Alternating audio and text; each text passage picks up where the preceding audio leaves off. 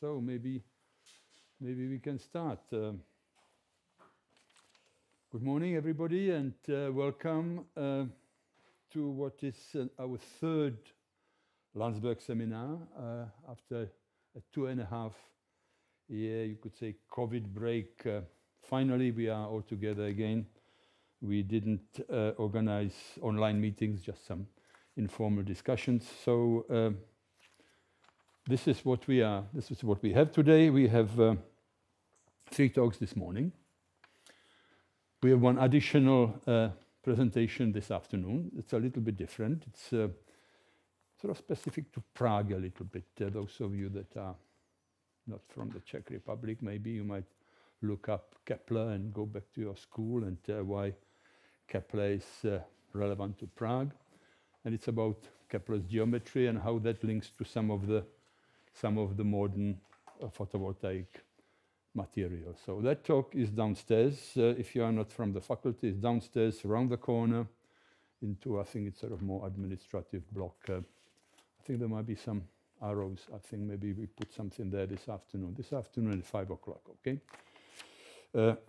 But let's talk about the 3 talks this morning.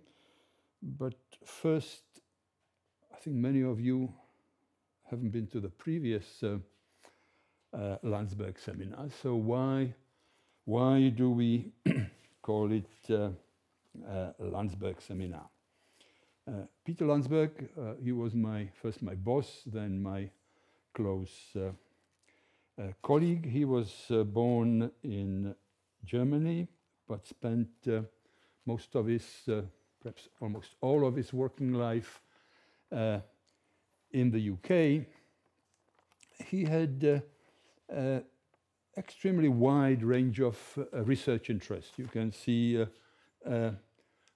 from quantum mechanics to solid-state physics, from cosmology to relativity.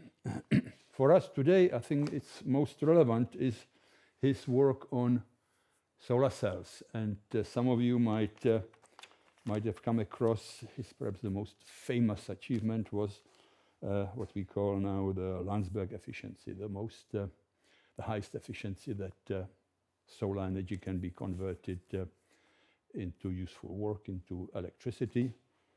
Now you see it, those of you that haven't seen it's written down there as a starter to get your brain working. You might start thinking, why is the Landsberg efficiency, or the maximum efficiency with which we can convert sunlight into electricity, why is it a bit lower than the Carnot efficiency? Why we cannot convert sunlight into electricity with Carnot efficiency that we think is the real limit? We can talk about that later if you wish. But really what I want to say, that we call this the Landsberg seminar for slightly different reason, and that's Peter's approach to work. Peter based his work on extensive discussions, in-depth understanding of the fundamental principles. And that's why we are here today. It's all about discussion. We have brought to Prague 3 eminent scientists in the field of solar energy. And it's up to you. It gives you the opportunity to ask questions, to talk to them, to comment, discuss. Okay, so the discussion, it's a very important and integral part of the meeting. We have got a fair amount of time, so do ask questions. Not during the talks, but after the talks, and there will be some general discussion at the end. And I believe, now Bran, you might correct me, I think we have some refreshments at the end. Okay, so do stay till the end, and do also come to the afternoon meeting.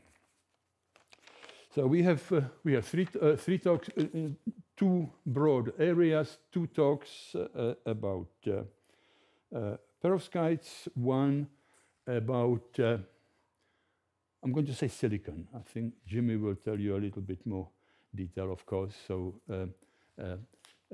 we got perovskites.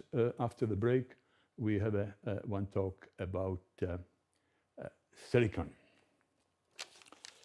So without further ado, I'd like to introduce Eugene Katz from Ben Gurion University in Israel. Aside from perovskites, you would have come across probably Eugene's work on concentrated sunlight. But today he will talk about unusual degradation of perovskite solar cells. Eugene.